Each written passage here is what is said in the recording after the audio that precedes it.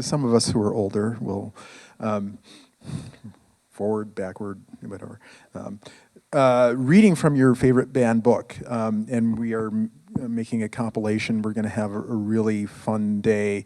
We're going to have a series of events that is going to be running. We're going to have zine making with Rebecca Rasmussen, who is a Metro State prof, but we'll do a pop-up here during that event. We're going to have celebrity readers. We are going to have a conversation with the state librarian, Tammy Lee, and we're also asking people to do some peer fundraising for us. So if you go to our Give to the Max page, you can say, you know, I want to be a peer giver and let other people know that this is a great place to share the wealth. You'll also see on your seats there are envelopes. I don't have one up here. You're welcome to fill those. We have a glass bowl somewhere over there. It used to have candy in it. Candy is dandy, but okay. Wait a minute. Wrong saying. I'm mixing my metaphors. I'm sorry. I probably need to go to another writing workshop. Anyway. Again, thank you for being here. I think I have talked long enough, even though there's a lot more that I should be saying, and I know I'm forgetting something. But really, essentially, I want to say welcome. We're grateful you're here. And I am going to hand it over to Anika, if that is fine. Thanks again, and thank you.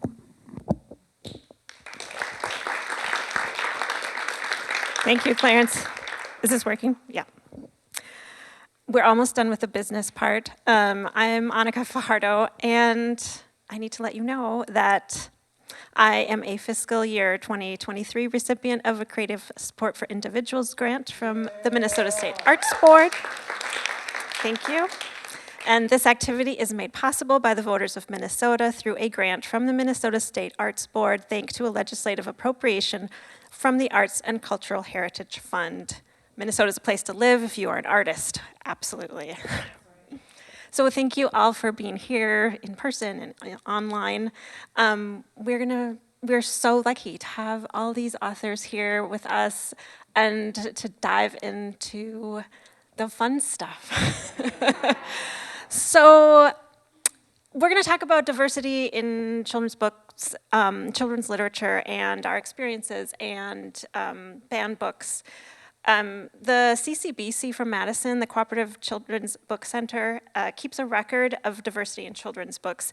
And many of you are probably aware of the graphic made from 2018 from Sarah Park Dalen and others, and it shows that more books featured characters that were animals than represented children of color.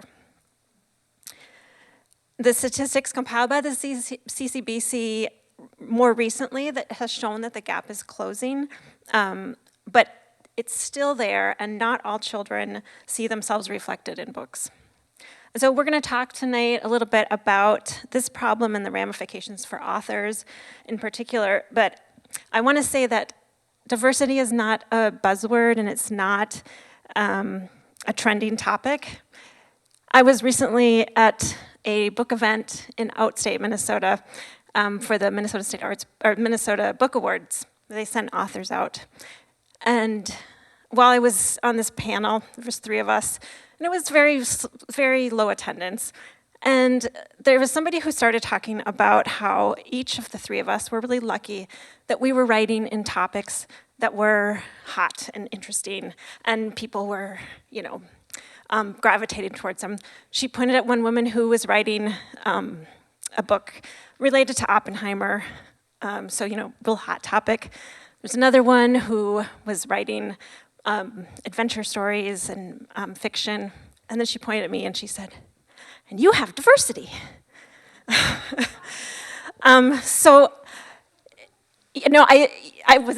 this event was already in the works when that happened, but I just felt like it sums up why we have to be here and why we have to be talking about it, because diversity isn't just a trending topic. It's something that affects real people and real children. So, with that depressing story.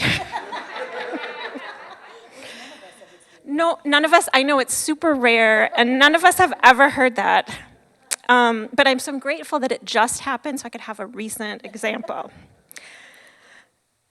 So first, I want to have us introduce ourselves as readers first. And so give us your name, and then if there's anybody here that doesn't know these wonderful people, give us your name. And let's talk a little bit about what role books and stories played for you growing up, and if you had any favorite books.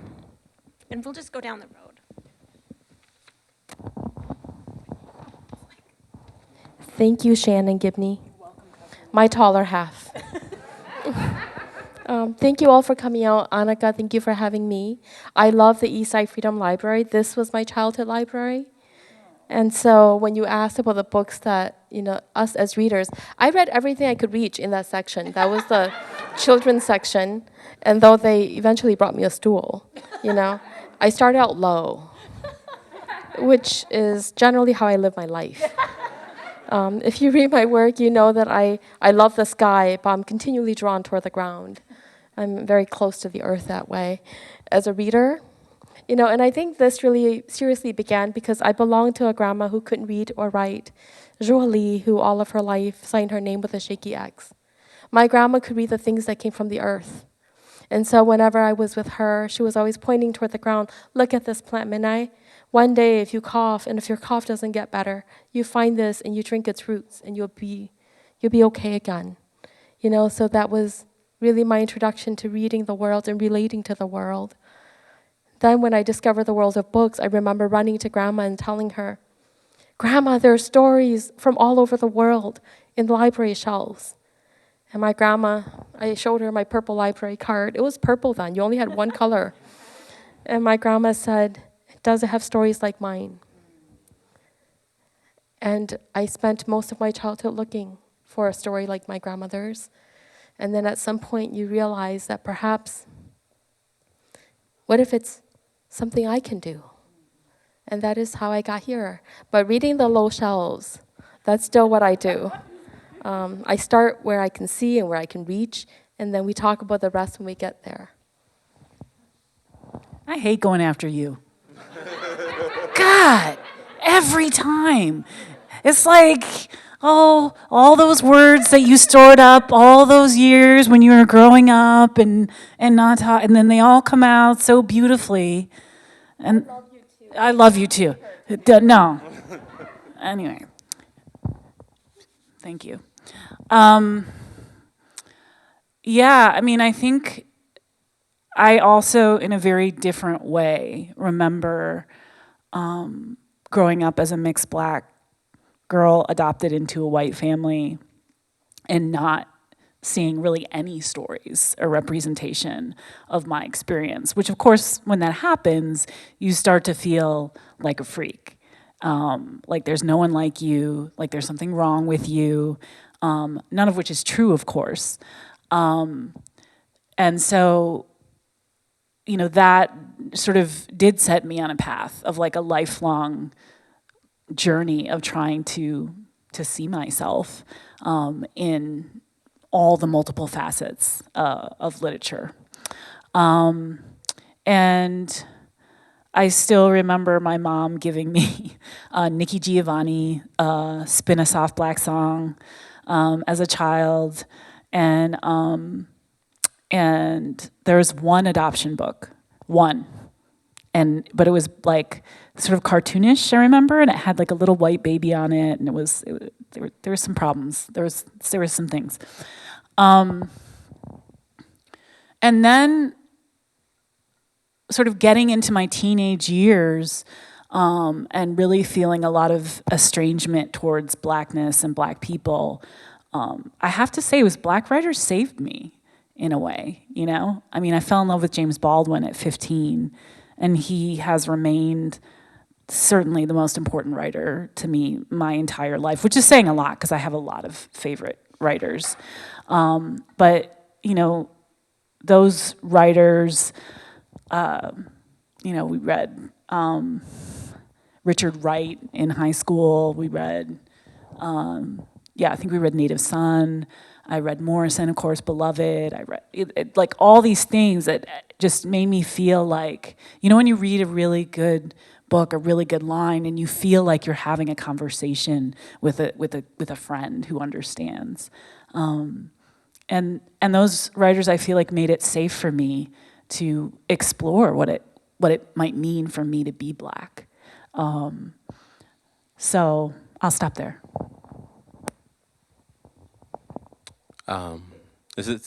We good? I just turned it on, it was off, okay. I hate going after you, so that can just be a theme. pass it down. Yeah, that can just be a theme. My relationship to books was interesting and non-linear. Oh, right, huh? I am Ty Chapman. Nice to meet all of you. My relationship to books was, it was interesting. Growing up, also as a mixed race, half Black, half white, living with a white mother, I didn't have a lot of opportunities to access my culture, full stop, or at least half of my culture. And the only times I saw it represented on the page was in stories about Blackness, or more specifically, stories about Black pain. Like those were the stories where I was allowed to see myself represented growing up, at least that facet of me. And I wasn't, at least when I was young, I wasn't super interested in that, right? Like I was really into fantasy books. I wanted to read about dragons. I wanted to read about wizards. And it was really tough because my options for dragons and wizards was a lot of white characters. I never saw myself in the fantasy I was reading ever, ever, ever. And so that was really rough. I remember the first book where I felt like I saw that part of myself was Bud Not Buddy, and The Watsons Go to Birmingham. And those are beautiful, layered, complex books. But it wasn't until I was an adult and I read Tristan Strong Punches a Hole in the Sky that I saw Black fantasy with magic, or for kids specifically. It's such a good book. You know, and it's not just Black characters, right? It's the magic is storytelling, and it pulls from storytelling traditions from the African diaspora, and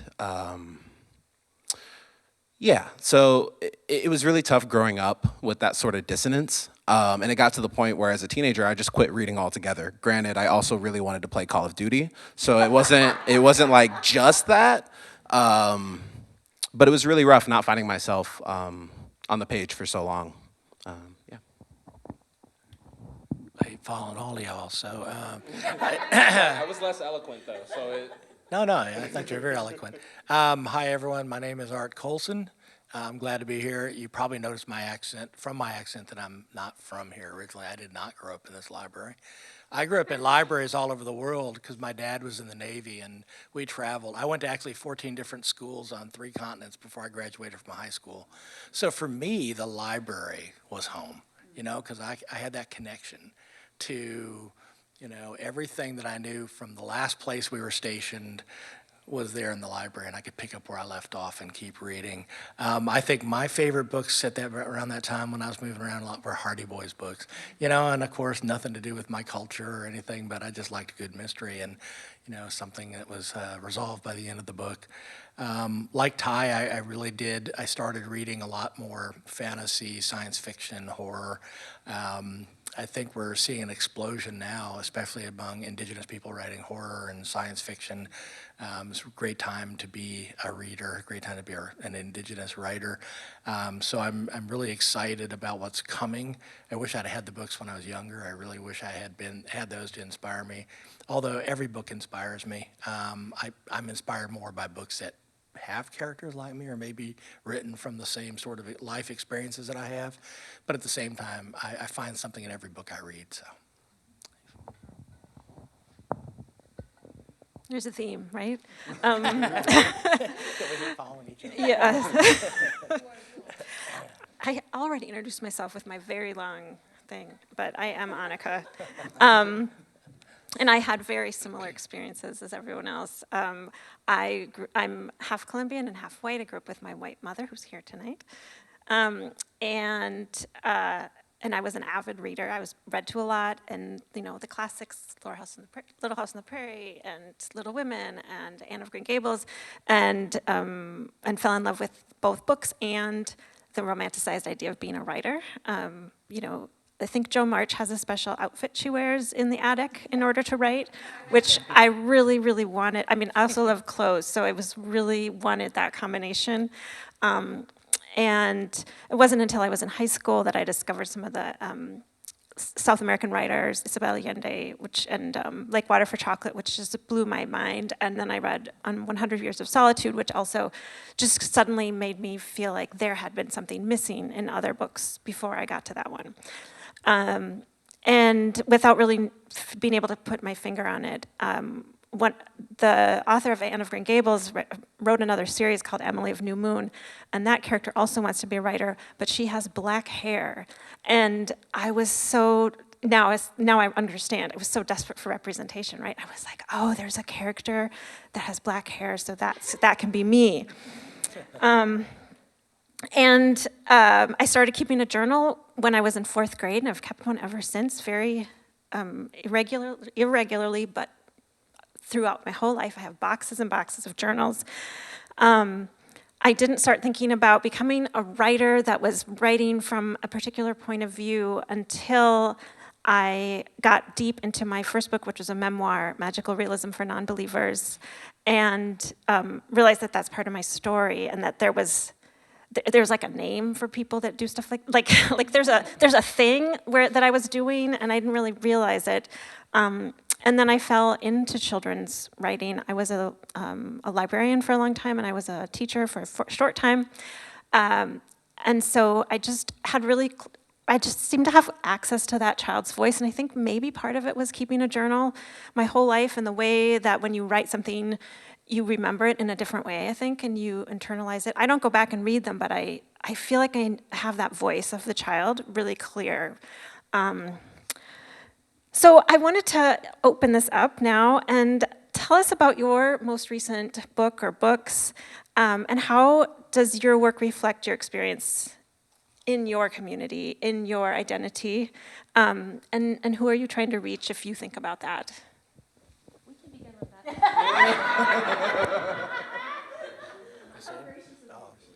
Start over here. Oh, man. All right. So you mean the most recent book I wrote? Yeah. I have to remember. I know. Well, I'm sorry? Oh, Art Coulson. So the most recent book I wrote isn't even coming out until fall of 2025. It's a picture book for kids. It's called All the Stars in the Sky. It was originally called You're Not So Special.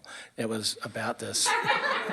It was about this kid who wants to be star of the week in his school. And so he goes home and he tells his grandmother he wants to be star of the week.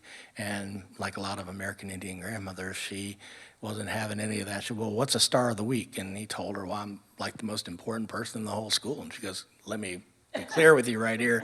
She goes, you're not even the most important person in this house. She goes, and so what I was trying to do, the book actually arose from a conversation we had in our school district a few years ago when a new social studies curriculum was coming in, and they came in and explained to our American Indian Parent Committee how they're going to approach teaching kids from the earliest ages about their place in the world. And it was going to start with the kid, and then your family, and then your street, and your neighborhood, and your city, and work out in concentric circles with the kid at the center. And all the parents were kind of sitting there, and I could see a couple of them like, this is not how we see the world.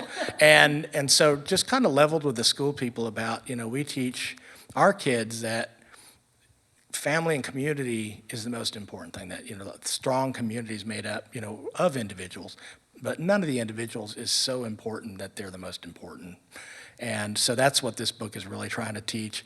It is a happy book. It's not really just getting down on the poor main character, but it was just a way of sharing a little bit of the way that we might see the world differently from the dominant culture, in a way that's a little bit accessible, to people that, because everybody knows a kid who was star of the week and got to go be first in the lunch line, and it's really not that big of a deal. But when you start thinking about what's at the heart of it. You know, somebody's more important than somebody else. And the grandmother does tell the kid throughout the book that, the person who plows her driveway in the winter is a star to her. So, and this person is a star to your uncle, and and so she goes through this whole litany of people who are stars to different people. And she goes, now think about how dark the sky would be if there's only one star in it. You know, it's about the constellation, right? And so that's just a way of teaching maybe young kids who are maybe not Native about the way that their classmates might see the world a little bit differently from them, and that, that we all see the world from different perspectives, and, they're all good. Yeah, that is really beautiful. When are those arcs dropping? Because I might need one. I'm just messing with you. Supposed to about this get back a year.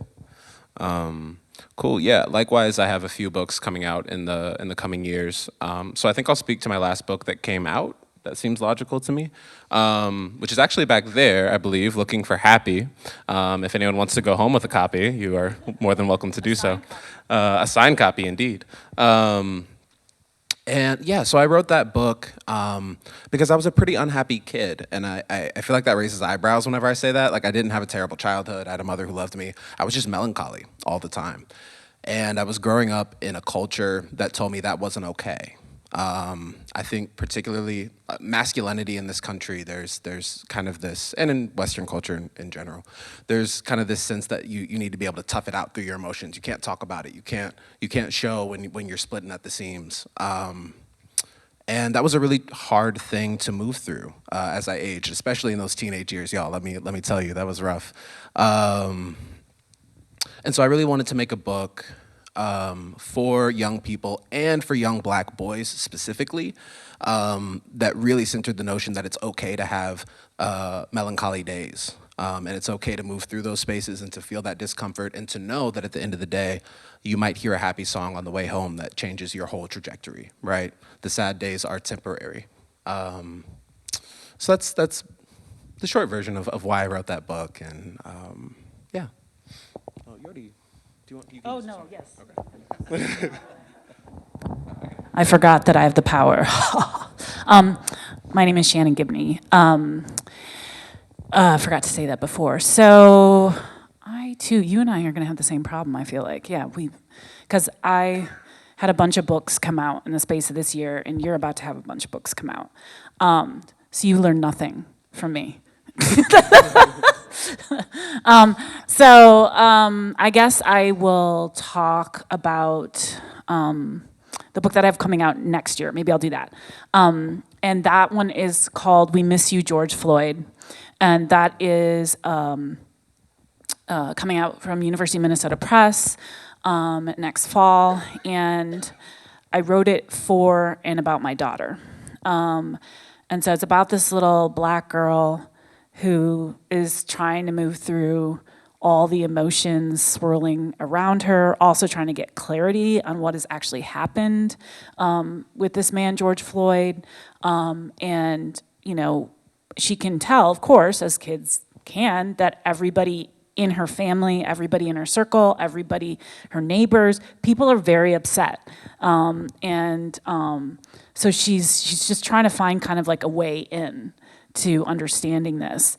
And she lives in our neighborhood. We live in Powderhorn, so it's probably like 13 blocks from where the murder took place. And so her mom, she goes with her mom and her brother to George Floyd Square, and she has this experience of community there, of sort of moving through many different emotions, as we were talking about, through art.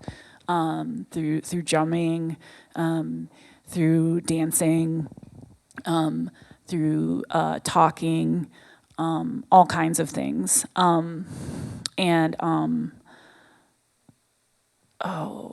was going to say the illustrator, but I don't want to get her last name wrong. But she's a wonderful local artist here. Leela is her first name, and I'm really happy with the illustrations that she's doing. So Shannon and I are great friends. We're very different, which makes the friendship great. It does. Yes. But this year Shannon has been running, and which means necessarily that Shannon's running late. So that's me next year. I'm going to be running late. I'll have 4 books out. The first one that will be out is on March 5th. Books come out on Tuesdays, and March 5th happens to be my older sister's birthday. So I will remember it forever. But it's called The Rock in My Throat. For those of you who know a little bit about my story, if you do, I didn't talk growing up. I was a selective mute in the St. Paul Public Schools. In fact, even now when I do readings, if my teachers are in the room, I haven't changed that much. I didn't get any taller, and I'm not that wrinkly yet, so they know me. But they often don't know my voice, and sometimes they weep. But I grew up not talking in English, and I remember the moment I became a selective mute. I was 7 years old. We'd come to America. I was learning English just fine. But my mom was at Kmart, and she was looking for light bulbs. And she pointed up, and she said, "I'm looking for the thing that makes the world shiny." But my mother had a thick accent, and so it took her a long time to get the words out. And the person on the other end of the counter kept on tapping. The faster the tapping, the harder it became for my mom. Finally, my mother, though, gets it out. The woman walks away. The round clock on the white wall ticks away the minutes, 15 minutes. And my mom realizes that this person's not coming back. And I realize that this person isn't coming back. My dad was a machinist at the factory, so when we came home, he said his supervisor told him, "B, you're here to talk to the machines, not to me." So my dad spent all his nights talking to machines, and my mom stumbled and fell in English. So I became a selective mute. But the big question was always, why don't you speak, Kao Kalia Yang? I couldn't answer my mother. I couldn't tell her. I didn't want to be a part of the world that silenced her. I couldn't tell my dad. I couldn't tell anyone. And at school, the teachers are like, "What's wrong? What's wrong with your home life? Do you get beaten?" And things like that. And I couldn't tell them that it was them, it was the schools, it was all of it. So this story is really critical to my development as a writer. I became a stronger writer than I am a public speaker, a speaker to be heard. What a strange thing. Even now, I feel always like I'm sculpting rocks in my throat to make sense to a bigger world. You know,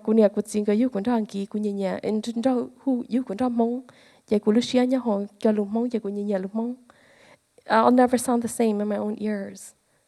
So this book is about the rock in my throat and my realization that lots of the other people around me had rocks in their throats too. Except mine was getting too heavy to lift. And I didn't know how I would ever make a friend. But one came to me first on the page. She wrote me letters, and I responded. And so it's really a note of gratitude to Julia Chang, my first friend, this girl who could speak English so easily, who could speak Hmong so beautifully, and who chose to speak on the page so that I could be heard. This is why no one wants to come after Kalia. I told you. What can you say after that? You can't. We love you. We love you. We love you so much, we invite you to things.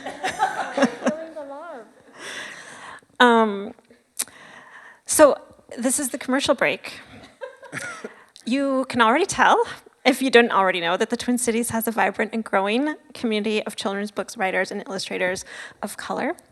And the 5 of us here are representing sampling of the newly formed collective, the Minnesota BIPOC Kidlit Creators. Yeah, Minnesota BIPOC Kidlit Creators. We are a group of Minnesota-based writers and illustrators of color who stand in solidarity on issues pertaining to the BIPOC community in children's and young adult literature and publishing. Find us on Instagram, brand new Instagram, and our website, minnesota-bipockidlit.com, where you will find everyone's profile and links to their websites and place to ask questions and invite us to talk to your groups, to figure out how to buy our books, ask us questions, learn more about why diversity in children's writing, children's literature is so important. which Anika's not saying, but she masterfully designed. Thank you, thank you, thank you, thank you. Thank you, thank you. We're almost 20 strong at this point, and so we have quite a community. And I'm really proud of all of us and proud to be here with all of you tonight. We're going to move into harder questions now. Here's the question that I wrote down. What responsibilities, if any, do writers of color have when writing for children? And if you want to think about that also in context compared with writing for adults or for other audiences. And I don't have the answer to that question, so I'm just going to open it up to you guys. Who would like to go first? It feels weird if I go first. Which way do we go? No, just Okay. So, do we as writers of color, what responsibilities do we have? Yeah, I was thinking about this question on the way here actually, and my gut reaction was, well, we don't have any responsibilities that are different from any other author. And then I sat down and I thought to myself, I don't know if that's actually true. And I think one thing that really popped out in my mind is we do have a responsibility to remember who we're writing for and to remember our audience at all times. I think especially, I will say for me as someone who entered the literary scene in 2020, it has been interesting to see which books get momentum and which books don't, based on the topics you're speaking to. Yeah. Hey, thanks. And I have had moments of temptation. I actually used to work at this dope bookstore, Red Balloon, and I had moments working there where I'd look around at some of the books that were really flying off the shelves, and I'd think, well, why don't I just start writing about T-Rexes instead? Like, what? Like, at the end of the day, right? Like, obviously, I'm not necessarily, I might do that, but I'm not going to only do that because that's not why I do this work. But at the end of the day, we do live in capitalism, and we all do want to get fed at the end of the day and have clothes on our back and roofs over our heads. And so the thought had crossed my mind a couple times, like, why don't I just write a silly book about a lion and a mouse going on an adventure together? And the answer I came to is that that's not my audience, and that's not what I entered this work to do. I entered this work to create stories that I didn't have growing up, to create works so that children nowadays don't have that hole in their media or in their minds and hearts. And so I do think that we as folks of color, writers of color, do have a responsibility to kind of keep our eye on the ball, as it were, and to remember who we're writing for, because it can be awfully tempting to, it can be tempting to switch lanes based upon what sells well. Yeah. Guess I can go next. Why not? We'll just bounce around. You know, in terms of responsibility, when I'm writing, I'm not really having that conversation with myself. What I'm trying to do is write stories like for 12-year-old me. Like what would have made me laugh when I was, same things that made me laugh when I was 12 make me laugh now, if I'm honest. Just ask my wife, she'll tell you. My humor never really progressed. But what I try to do when I'm thinking of my audience is for the kids who don't look like me or like somebody in my family, I want to be honest about our lived experience. You know, what do we go through? I always want to write in the present tense. I don't like to write historical because so many people think of American Indian people as just in the past, but you know, here we are sitting right here tonight. And so I try to, keep that in mind when I'm writing for the kids who aren't like me. For the kids who are like me, I just try to tell a good story. Like Ty said, sometimes I write a lot of stories that are, some people call them magical realism or something like that. But in our way of seeing things, seeing the world, for us, the spirit world is here. We just don't always see it. So we don't think of that as supernatural or magic. It's just part of the world that sometimes we can't see, or most of the time we can't see. So I try to share a little bit of that, a piece of that with the kids as I'm writing. So in terms of responsibility, I think it's just to tell a good story and to be honest about the lived experience.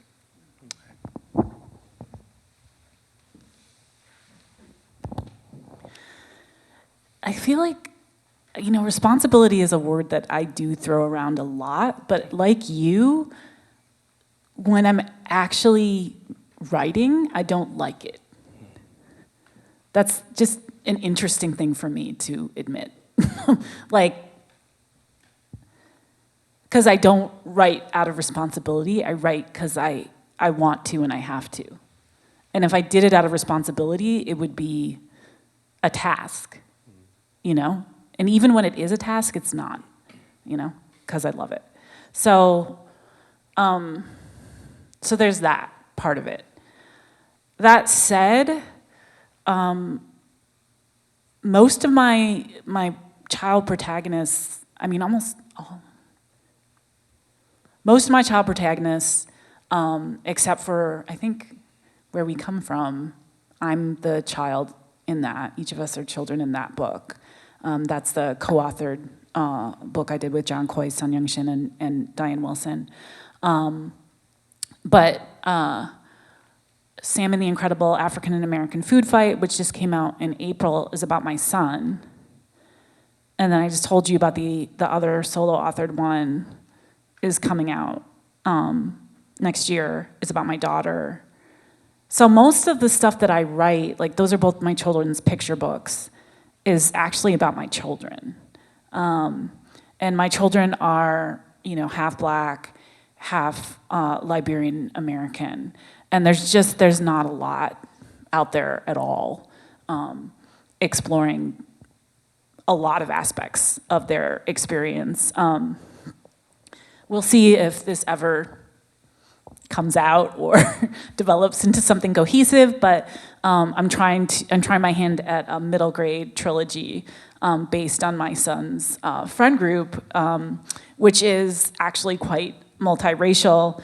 And I feel like in a lot of Kidlit, particularly middle grade or YA, it's like, oh, well, either we have sort of like the one white kid in like the group of the you know, Black kids, or like the other way around, but we don't have sort of like a true, and certainly not the mixture that we would find in Minnesota, right? Where like, it's like one of his friends is Hmong, and one of his friends is, oh yeah, and you read that, yeah. I forgot. I'm like, oh, nobody here knows, no, but you do. And one of his friends is Dakota, you know, and so I just feel some of the like the narrative gaps that are there for my kids, and sort of trying to put those on the page, which I think is a facet of that sense of responsibility. So as I'm sitting up here talking, I can't help but look at that corner where there's a picture of a Hmong woman without a mouth. And that image, stereotypically and internalized within the community, is something that I've grown up with. And I talked about how I was selective mute. My first book is a memoir, and it was written for my grandmother, Julie. It's called The Late Homecomer, and it was a very conscious choice. I thought this way. I was 22 years old, and I thought, I've had no control about the beginning of my life, the origins, the fact that I was born a stateless child in a refugee camp. But what if I could control my story as a writer? Where did I want to begin? And I know now at the age of 42, so writing is the only thing I've ever done professionally, persistently, passionately. I think at the age of 42, I now know that some writers, they start on the margins of their lives and they move inward. I began right in the explosion within me, and I moved outward. I've just completed the third in that memoir trilogy, Where Rivers Part, My Mother's Story, which enters the world on March 19th. And I think I heave a sigh of relief. That's a book that I've been waiting a long time to write. I needed to know what it was like to actually say I love you to somebody and mean it, to sign up for a lifelong partnership in the hopes of, we're only 12 years in.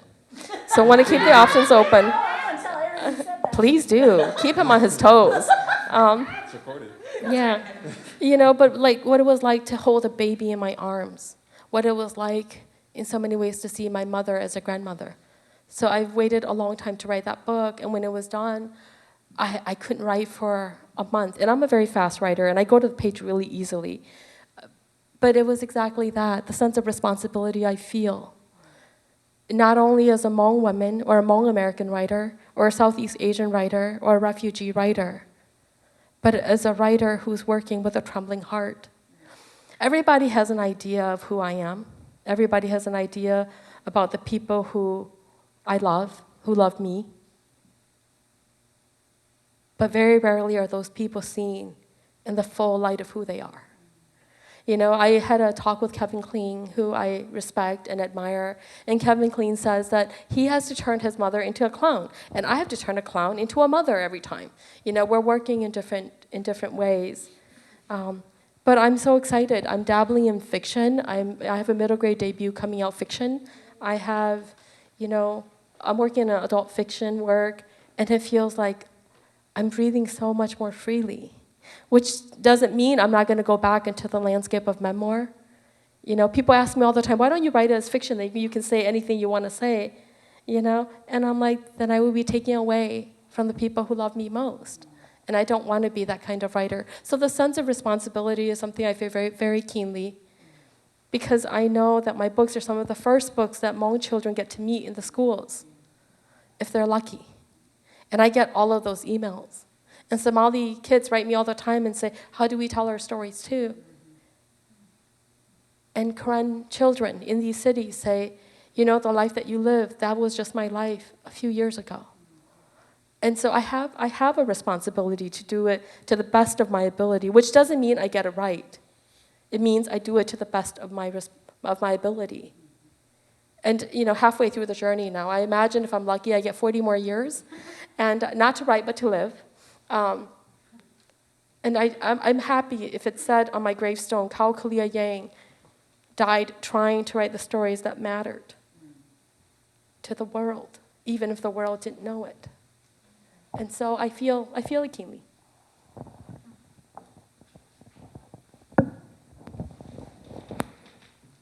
Yeah, I agree with all of you about the weight of that word, responsibility. My first book was, thank you for all of your comments, because now I've been able to form my own thought. My first book for children, What If a Fish, is a story about a half Colombian, half white kid growing up with a single mom in Minnesota. And so it is an identity story at its core, and he goes to Colombia, it has magical realism in it, and he's figuring out his place in the world. And it won a Minnesota Book Award. And my second book, I didn't want to write. I didn't want to have that responsibility anymore. I wanted to write a fun adventure story that just happened to have kids who were like me. And so that's when I falter at the idea of responsibility. I think we also have the responsibility to tell fun stories, to tell the science fiction and the horror and the genre books, and that people of color don't always have to be involved in trauma and identity stories. That said, What If a Fish did much better than my second book. Because this is the reality of the market, the reality of capitalism, and the idea of diversity as a hot topic. With that, we're going to switch again. We're going to switch into book banning. According to PEN America, they have found that in 2023, there are, as they quote on their report, more books banned, more districts, more states, more students losing access to literature. For 2022 statistics, 2,500 instances of individual books being banned, affecting over 1,600 unique titles. This is for 1 year. These titles are by 1,261 different authors, 290 illustrators, 18 translators, impacting the literary, scholarly, and creative work of 1,553 people altogether in 1 year. And that's not this year. So how can or do or should writers respond to challenges to their own books? And what kind of an impact does a challenge have for a writer? I can start on this one. I think what's really galling for me, particularly as a Black woman writer, is, I mean, we know it's documented now that, I mean, it's not surprising that most of the books that are challenged are by Black and writers of color and LGBTQ writers. And God forbid if you're a Black queer writer, like, oh, you're really gonna get it, you know? And so I feel like, you know, you quoted those very important statistics from the center in Wisconsin that documents this stuff. And I remember, I think it was 2014 when We Need Diverse Books was first formed. And you know, looking at those numbers, the thing that I really appreciate about that organization is they look not only at the actual books that have protagonists of color, but they look at who's writing them too, right? And so they break that, this is important. So they break that down. It's like, oh, well, between, let's say, 2014, I don't know if this is true, but you know, like the exact numbers, but like 2014 and 2016, there were more books with Black protagonists. But was that because there were actually more Black writers? Or was that because there was more white writers writing Black protagonists? And that's what happened for a little while, you know? And as a Black writer, that doesn't make me happy. Like, I'm not like, this is great, this is progress. That's not, no. And so I just feel like whenever there's some sort of, if you study social movements, right, whenever there's any sort of progress, there's gonna be the inevitable backlash. And so we have slowly been making some really, you know, I mean, small but important strides representationally, I feel like, in children's publishing and in publishing in general over the last, let's say, 7 years. Very importantly in the areas of race and culture. And so, of course, there's gonna be this backlash, right, of people who are just not having it. So it's very disheartening. I think also at the beginning, there was this idea too that people were like, oh, you know, like if you're an Angie Thomas, and you know, The Hate U Give is banned, and you know, that book, of course, is like, continues to sell, you know, great number of copies, which is, it's an amazing book, so it should, I'm glad. But you know, not everybody has a blockbuster superstar book like that that's being banned. And so this idea of sort of like, oh, well, you know, is circulating like, oh, you get your book banned and it could be a good thing, you know? Like it could be like a marker for you to like sell more books. And it's like, actually not. You know, most of the people that I know who are getting their books pulled off shelves and challenged, it's like, it's not like it's been like this great thing for their careers. It hasn't been, you know, they haven't sold all these extra copies and they haven't gotten all this notoriety and like whatever. It's basically just that, for instance, my friend Ashley Hope Perez, like her beautiful book, Out of Darkness, is, if you haven't read it, check it out, you know, and it's like about the most deadly school accident in US history in East Texas, I believe in the 1930s. But it's this like sort of star-crossed lovers love story between this Chicana girl and this Black kid. And the amazingly intense racism that they face. And it's brutal and it's beautiful. And it has been challenged. I think it's like, it might be the 3rd or 4th most challenged YA book. It's ridiculous. It is ridiculous. The book is so beautiful. It's hard, and it's true. It's truth, right? This is U.S. history, right? This is U.S. history. So I think, and that's what's really painful, I think, to me and to other writers from historically marginalized groups. Is just basically, it just feels like it's not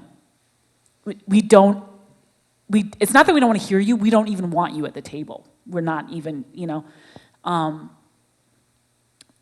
I don't have to tell anyone here, you know, how dangerous that is for democracy.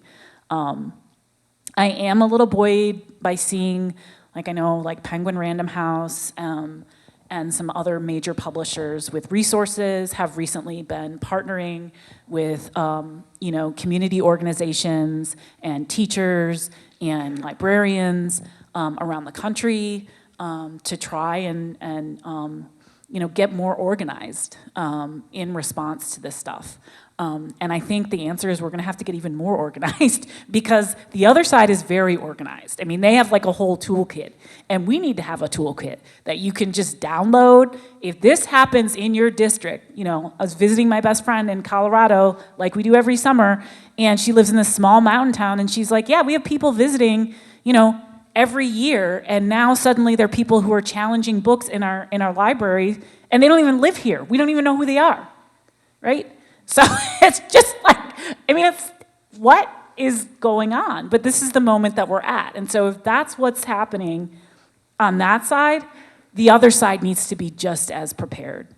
And we're not. We haven't been. I can hear the Star Wars influences in your reading. The Empire, yeah. I think Shannon has said, you've spoken a lot of truths, and I'm in complete agreement. The book banning situation, I understand it's instigated by handfuls of people. And again, this is a conversation about power and powerlessness, the haves and the have-nots, and the trajectory of the country. I'm a refugee kid, I'm a naturalized citizen, 6 years old, came here, and I was taught by my teachers in the St. Paul Public Schools that an individual could change the course of history. Of course, we were talking about Mahatma Gandhi, and we were talking about MLK Jr. and all of these people, definitely not short Asian Hmong girls like me. But I couldn't help myself. I believed them. My heart still believes them. And so for them, I write the books. I write the books that allow us to live our truths in the world. And I think that's what I personally do. I understand the few people who are banning these books, they have a lot more money than I do. But everybody knows money is not a measure of true wealth. Now, growing up, my dad used to say when our house was all moldy and cold in the winter times, he'd look at us and he'd say, "You are not poor children because your hearts are not poor places." Pretty sure my heart is as rich as any of those 11 and probably more. So we're good. Yeah, I do just want to say up front, if y'all saw me typing on my phone, I'm not like tweeting. My brain went 7 different directions, and so I was like, all right, what am I gonna say? So I do first want to echo the notion that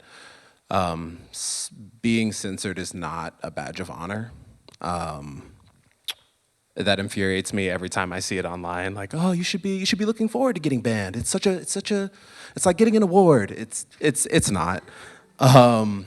And I think one thing that not everyone realizes that's so insidious about book banning right now is it's not all the hard banning. It's not always you're on this list and your book isn't available in certain spaces. It's the soft banning. It's the, we want to have you in our school, but don't bring that book. It's not being invited to certain spaces at all because of who you are, because of your identity. And it's not even always, like when I wrote Sarah Rising, that was a controversial book for some people. I feel I was telling the truth. We all have perspectives. But there were certain places that I wasn't invited to. And because of the climate that we're in right now, I'm left to speculate, well, is it because of the book I wrote? Is it because of how I look? And I think that's the especially terrifying thing about where we're at right now is it's not always in your face. You're not always on a list. Was the original question what our responsibility as writers is in the face of these bannings? No, it wasn't Part of quite, it? it wasn't quite that harsh. Okay, but something like that? How can we respond? Okay, yeah, and I do want to pivot that just a hair, because, well, okay. First, I think we respond by continuing to write the work that we feel called to write and not letting it shake us or change the type of books we're writing. It would be easy for us to start writing under pen names and not necessarily showing our faces, or there are routes we could take to be more marketable to certain demographics of people. And I think our responsibility in this moment is to just kind of keep on keeping on with the kind of work that we're creating. And I think also that's not enough, right? True change is made through acts of solidarity, through people coming together and saying enough is enough. If you look throughout human history, anytime there's been change on a massive scale, it's because people came together and decided collectively that they were going to make that change, sometimes for better, sometimes for worse.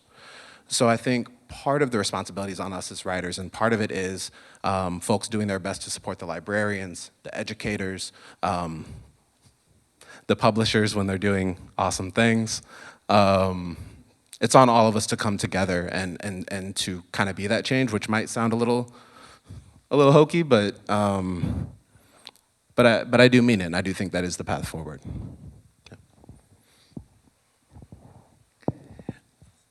You know, I'm going to turn this around. I think you all have answered what we as writers do. What you need to do, next Tuesday is Election Day. Yeah. Vote. Our school district, we have 4 incumbents and 4 challengers who are being funded by Mothers for Liberty, want to come in and ban some books. 10% of our electorate showed up the last election, the last school board election. I happen to be on the school board. I came in 4th of 4 places, and the person right behind me was one of the Moms for Liberty. She lost by 600 votes. People need to turn out. Even if you don't think a school district election is important, it's very important. It really goes to the soul of this community. And it's important. All elections are important, but I mean, particularly school district elections don't get a lot of attention. The other thing I want to say about school book bans is they're not always what you would consider controversial books. I brought 4 of my books that have been banned recently.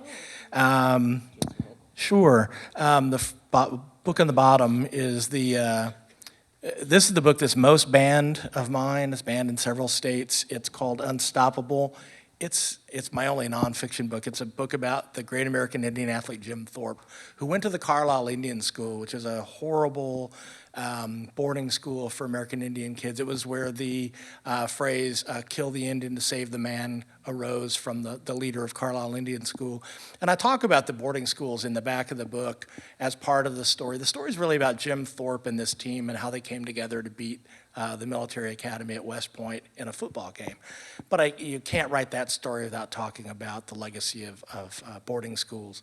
And these residential schools where they took our kids and forced them into these situations where they wouldn't let them speak their languages or practice their religions. Hundreds and hundreds of children died and are buried in unmarked graves there in Carlisle, Pennsylvania.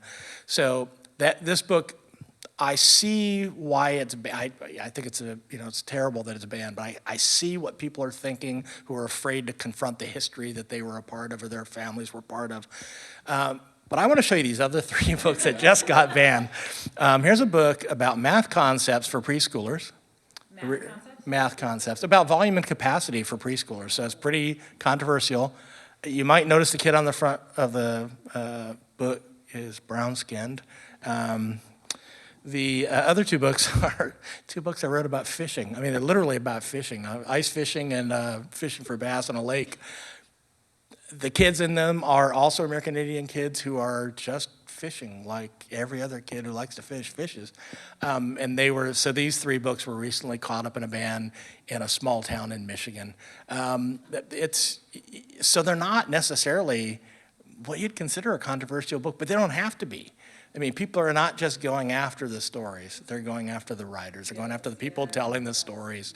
And they don't want us to share our stories.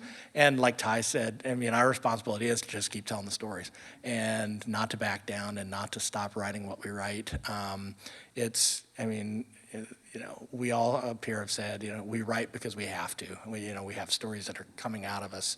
And I just, please vote Tuesday or early if you can. Thanks. Also, I just want to add with the sort of chilling effect of the book banning, also to both of your points, I think, it is documented. Librarians have said, they think twice about ordering certain titles now because this is the climate, or they'll order less books, right? Because they don't want to possibly have to deal with certain things. Publishers have also said that they will think twice about perhaps acquiring, certain books about certain topics you know, from certain authors. So it does have this sort of, you know, trickle down, what do they call that? Not silencing effect, but yeah, chilling effect, yeah. And those are the things that I think when you're talking about that, like it might be harder to see in terms of like the really negative effects that of this moment. There's a lot of insidiousness that silences voices. I was just speaking to the state library educators, and they asked me what they can be doing. And one of the things that I talked about was that reviews that libraries depend on to make their book selections. Those reviews are written in Library Journal. They're written by librarians. When I was a librarian, I wrote reviews for Publishers Weekly too, but they are always looking for reviewers, and you can imagine the demographics of those reviewers if they are all librarians. And the way that the reviewer responds to a book that is about a culture not theirs can color it. And so in the old days, we would select books by just going through and looking for the starred ones, and if it wasn't starred, we wouldn't buy it. And we have to think back about how does that get there? What is the path that all those gatekeepers are taking? So I want to thank Art for talking about voting and our responsibility as citizens. Are there any other things that you want to add before we open it up for questions of what individuals and communities can do to increase and improve diversity in children's literature in our communities?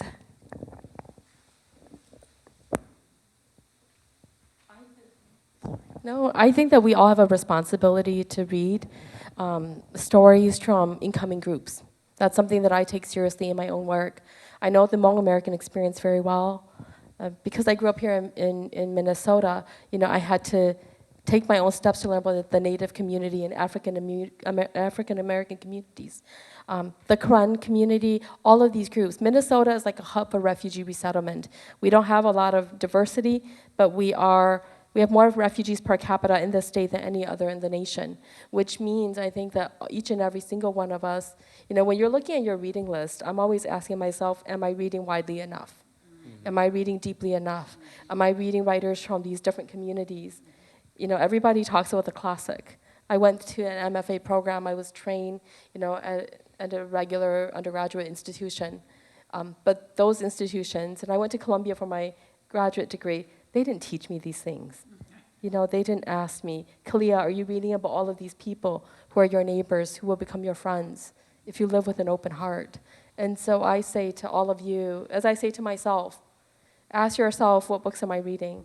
And what books am I not reading? And really interrogate.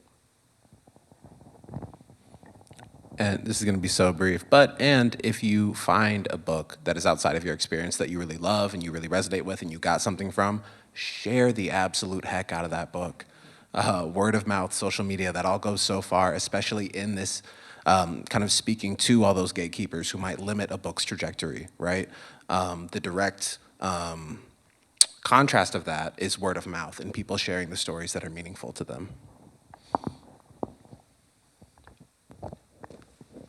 All right, can we open it up for questions? Yeah, thank you. I just want to make sure, I didn't mention this before, but we are fortunate to have subtext books here with us tonight.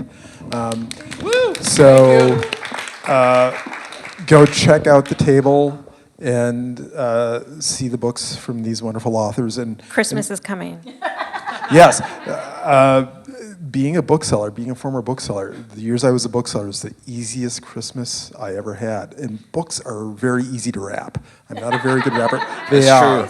It is true. That's yeah. true. People who are Yep. wrapping Yeah. Yes. It's true. I only know one human being on this earth who cannot wrap a book, and I won't mention his name now, but is very ironic. But yes, so Subtext Books is here. Check out the table. And also, folks who are with us virtually, if you have a question, put your question in the Q&A section on the Zoom, please. We're glad you're with us. But I'm going to open it up to the floor here and check the questions to see if folks have anything to say online too, because we want you to be in this room as well. I mean, this is tough because there were some very good questions that were asked and some super responses. So, yeah. Maybe while we're waiting, just one thing I was listening to on the media, I think, a while back, and someone said something really astute, that book banning isn't necessarily about the book. It is, and sometimes not even against the specific author, but just the idea of banning a book can gum up the process of spreading literature and stories, but also the process of the education system. That school boards are taking so much time listening to book challenges, they don't have time to make the decisions that kids need. And I think, interestingly, the browner the school populations get, the more that happens. Anyway.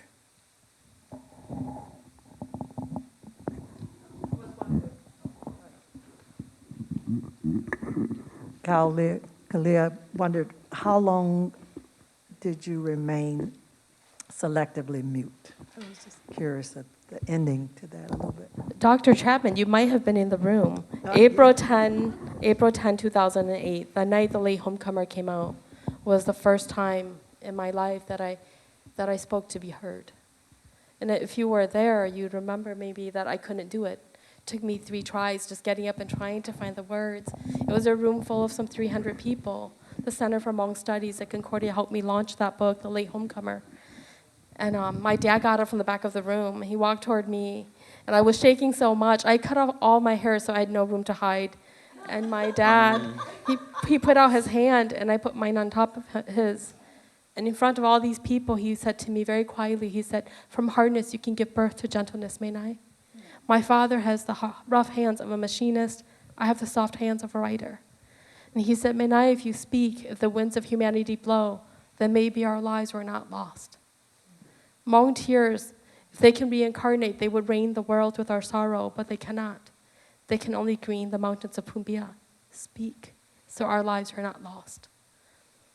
And that was the first time I took a microphone and I spoke to be heard. And I've been speaking since. Thank you, dear friend.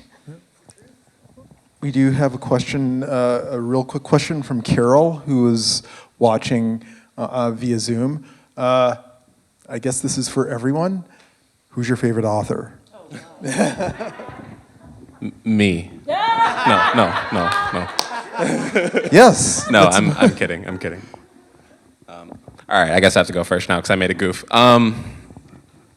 This is so hard because I read so many different forms and genres that it's like I almost have to pick my favorite form at a certain point in order to say who my favorite writer is, which is, so I'll probably cheat and say a couple names. I really love Jason Reynolds' work. I am a deep fan of Kwame Mbalia's work. And Naomi Novik. I really love her work as well. So. I have a quick answer. For me, stories first came through the form of stories told, the oral tradition that I come from. And so I love my Uncle Chu, whose memory now has wings and it's flying around. But when I was a child, without books, he would show me his hands and he'd say, "You see my veins? These are the rivers of my youth. The peaks of my knuckles, this is the mountain range that I lived on. And the freckles, everything, the whole world became a living thing on the stretch of his arm." That's real magic. Whenever I go to a page, I conjure his arm, and I conjure what time has done to it, and I let those wrinkles guide me. So, Uncle Chu. That's beautiful. Yeah. I said James Baldwin, and I meant it. I mean, there's so many others, though, that I guess, like, for Kidlit, so many others. Yeah, I'm trying to think of Varian Johnson, both my kids, he has this, he and Shannon Wright did a really well done middle grade book called Twins, and it's a graphic novel. And what I love about it is, and so it's not something that I would necessarily be like, oh, I so resonate with this, but what I love about it is watching my kids interact with it.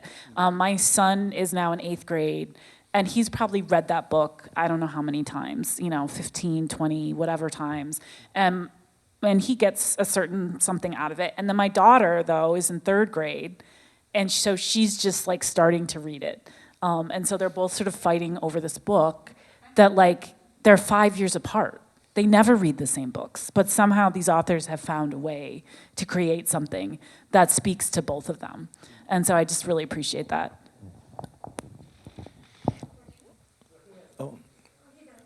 Oh, let me answer. No. Besides the 4 people up here on the stage, asking us who our favorite writers are, as writers and readers, is like asking me to pick my favorite kid, although it's probably my youngest daughter is most likely. And my oldest daughter's at school conferences tonight. So, no, it's. I would say if what I'm reading a lot now, I'm reading a lot of genre fiction, particularly by American Indian writers, and one of my favorites is a really dear friend of mine. I'm actually writing a book with her right now, Marcy Rendon. So if you haven't read Marcy's mystery books, pick them up. They are great, and I understand. I was just talking. She and I share an agent, and I was just meeting with my agent today, and she let me know that Marcy's 4th Cash Black Bear book is just about done, and I just cannot wait to read it. The 3rd Cash Black Bear book is one of my favorite books I've read in the last 10 years, bar none. Very, very good book. So. I'm thinking about my bookshelves. I have these nice bookshelves behind my desk, so I'm on Zoom, you can see my books. And Julia Alvarez, I have tons of hers because she writes both for children and adults, which is my ultimate dream. And then I just suddenly remembered a wonderful book that also is on my shelf, See You in the Cosmos. It's a middle grade novel by Jack Chang. And I used it to model my narrative. It's so beautifully written, and it's so fun, and it's both an adventure and special, this very special kid, and there's like everything is wonderful about it. So those are my answers, but I agree it's like impossible to choose a favorite. We don't have to. Yeah. Yeah, we do have another online question from Corey, but I'm going to go here first, if you don't mind. Well, first I want to say thank you, such esteemed writers, people of color. I don't have these experiences at all. And so I'm a writer. I know you. Kalia and I, many years ago, I don't know if you remember, we presented at the World Refugee Day years ago. Yeah. So Virginia Woolf talks about for a woman to write fiction, I think, or to be a writer has to have a room of her own.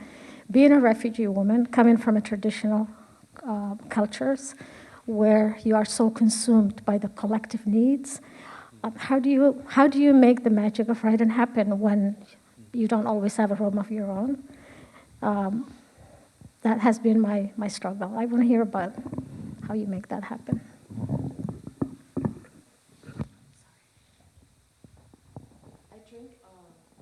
I drink from a tall water bottle so I don't have to lean down. And so every time the mic is down, I have to lean way down.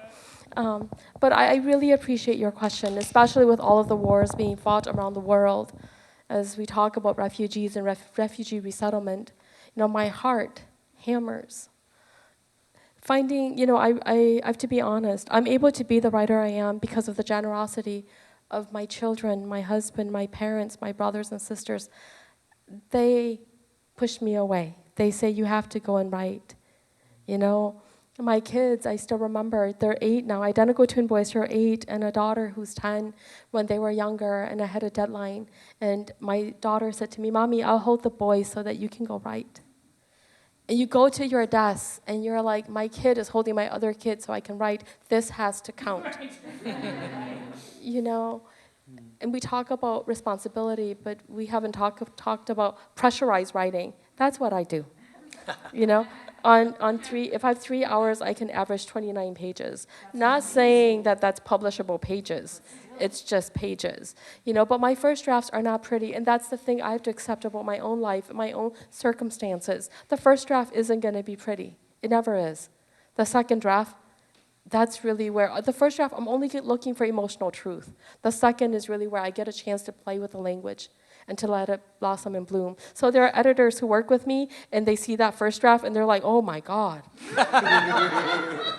You know? And then there are other editors who are like, okay, keep it coming, Kao Kalia Yang. And I keep it coming. And that's the thing. I think understanding the circumstances of your life and what you can produce and in what amount of time. You know, my children's book career began in 2019. I'm on my 5th book. My 5th book has just come out. And in the next year, I'll have 3 more coming out. I'm writing so fast. Which means that I imagine if I get to be 60 and writing Kao Kalia Yang 60 will look back, and every single book I'll remember where my kids were. That's when Shenyang had COVID. This is, you know, this is when the twins wouldn't let me sleep. I look at my books and it's like a photo album of my life, you know?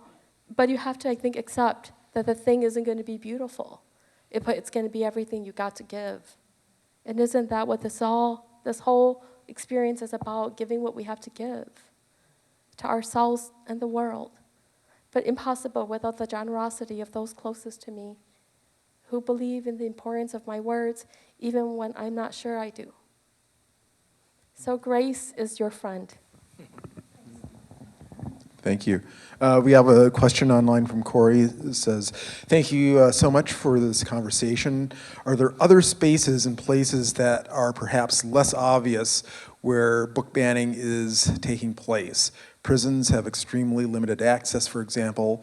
Are there others we may be less aware of? And I know, Ty, you sort of addressed this, but maybe there's some more pointed places where this is happening, where we should be paying attention. Oh, dear. Oh, we're going there.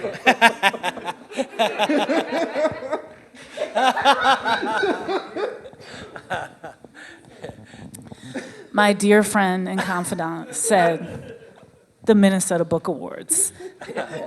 Among other places, maybe a place that could benefit from some analysis. I said it very Minnesota. But I will say, as a recipient of 4 Minnesota Book Awards, I also understand the responsibility, you know, embedded in that process, and how we have to speak up and how we have to advocate. But book awards across the nation, I think, you know, people ban a lot of books from those stickers, and there are reasons why, and there are repercussions across the country, around the world. You know, I think if you expand that even more, if you think about the books that get reviewed, you know, and have any of us been reviewed in like big publication? No, it's the usual suspects when you see the book review sections of newspapers or magazines.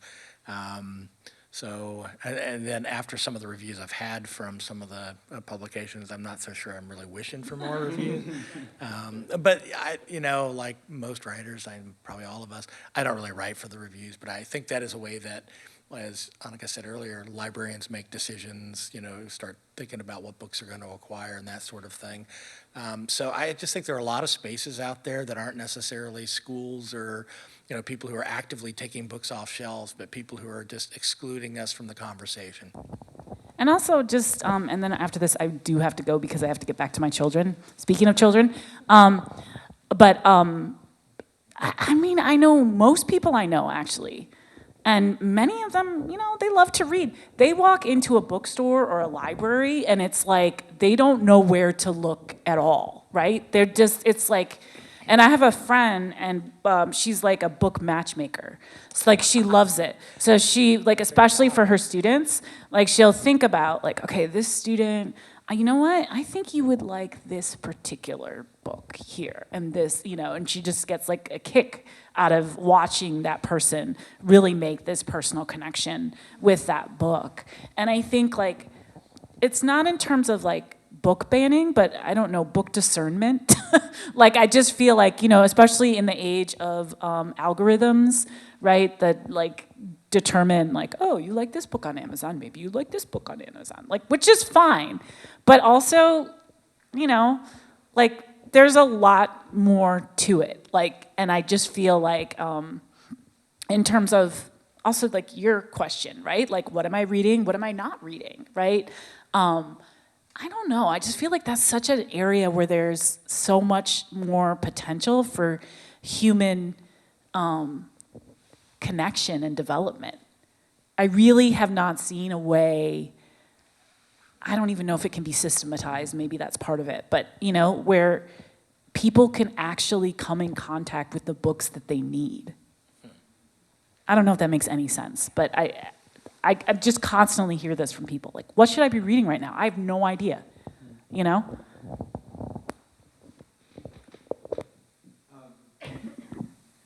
We are getting to the end of our time for various reasons. So maybe we can transfer this to continuing the conversation in the space around the books at the back table after we leave here today. But I want to thank Anika for bringing these great authors here and for being here yourself. I want to thank everyone who came here. I want to thank, again, Subtext Books. Thank you for being our partner in this again. And I just want to make sure folks had a chance to sign our guest book. Check our calendar online. We have a lot of events happening in this series and otherwise. There are a lot of great things coming up. People keep coming to us and wanting to do stuff. We're telling them you have to wait because we're kind of full, but it is a happy problem, and we want you to be part of it. So, enablers. So, so thanks again for coming, and I don't know if I'm forgetting something, but good night.